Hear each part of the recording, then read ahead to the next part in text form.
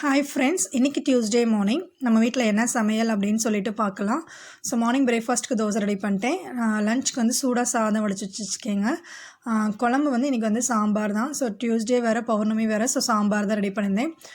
முள்ளங்கி, முருங்கைக்காய், கேரட்டு, கத்திரிக்காய், பீன்ஸ், அவரைக்காய் எல்லாம் போட்ட ஒரு சாம்பார் தான். ரொம்ப டேஸ்ட்டாக இருக்குங்க. எல்லா காயும் போட்டு வைக்கும்போது, ஏன்னா எல்லா காயும் நம்ம பிள்ளைங்க சாப்பிட மாட்டாங்க. ஸோ சாம்பாரில் போட்டால் சாப்பிட்ருவாங்க. ஸோ நான் ரெகுலராக எல்லா காயும் போட்டு இப்படி தான் சாம்பார் வைப்பேன். இது வந்து தோசைக்கு வச்சுக்கலாம், சாதத்துக்கு ரெடி பண்ணிக்கலாம்.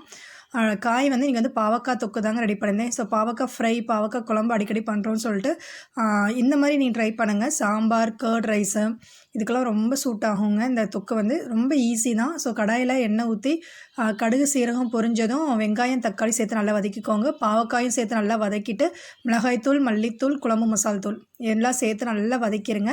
புளி கரைச்சல் ஒரு லெமன் சைஸ் ஊற வச்சு அதையும் ஆட் பண்ணி நல்லா இந்த மாதிரி தொக்கு மாதிரி வந்தோடனே இறக்கிடுங்க.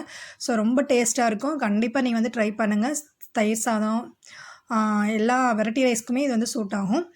கிட்ஸ்க்கு வந்து நீங்கள் வந்து புடலங்காய் ஃப்ரை தாங்க ரெடி பண்ணியிருந்தேன். ஸோ இது வந்து அந்த சூடாக இருக்கும்போது ரொம்ப கிறிஸ்பியாக இருக்குங்க. ஸோ ஆறுனதுக்கப்புறம் அந்த கிறிஸ்பினஸ் போயிடும். பட் டேஸ்ட் வைஸ் ரொம்ப பிடிக்கும் பிள்ளைகளுக்கு. ஸோ புடலங்காய் வேறு எப்படி கொடுத்தாலும் சாப்பிட மாட்டுறாங்க. ஸோ இந்த மாதிரி ட்ரை பண்ணதுக்கப்புறம் அடிக்கடி கேட்குறாங்க புடலங்காய் ஃப்ரை செஞ்சு தாங்கன்னு சொல்லி. ஜஸ்ட் நீங்கள் வந்து கடலை மாவு, அரிசி மாவு, மிளகாய்த்தூள் ஆட் பண்ணி, உப்பு ஆட் பண்ணி இந்த மாதிரி நீங்கள் பெரட்டி எடுத்துட்டிங்கன்னா சூப்பராக இருக்கும். ட்ரை பண்ணி பாருங்கள். உங்கள் கிட்ஸ் புடலங்காய் சாப்பிட மாட்டாங்கன்னா. அடுத்து எங்களுக்கு வந்து கோவக்காய் ஃப்ரையும் ரெடி பண்ணிட்டேங்க. ஸோ வெங்காயம் தக்காளி எல்லாம் ஆட் பண்ணி குழம்பு மிளகாய்த்தூள் மட்டும் தான் இன்றைக்கி ஆட் பண்ணியிருந்தேன். ட்ரை பண்ணி பாருங்கள். அடுத்து வந்து ஜூஸ் வந்து பொமக்ரானட் ஜூஸ் ரெடி பண்ணிட்டேன். பாப்பா ஸ்நாக்ஸ்க்கு வந்து அவளுக்கு வந்து கோல்டு, ஸோ ஃப்ரூட்ஸ் ரொம்ப வைக்க வேணான்னு சொல்லிட்டு ஸ்லைஸ் கேக்கும் தட்டையும் ரெடி பண்ணியிருந்தேன். அது வச்சுட்டு கிரேப்ஸ், பிளாக் கிரேப்ஸ் வந்துட்டும் கொஞ்சமாக வச்சுக்கிட்டேன். ஸோ இவ்வளோ தான் ஃப்ரெண்ட்ஸ் இன்றைக்கி எங்கள் வீட்டு சமையல். உங்கள் வீட்டில் என்ன சமையல் அப்படின்னு சொல்லிட்டு கமெண்ட் பண்ணுங்கள்.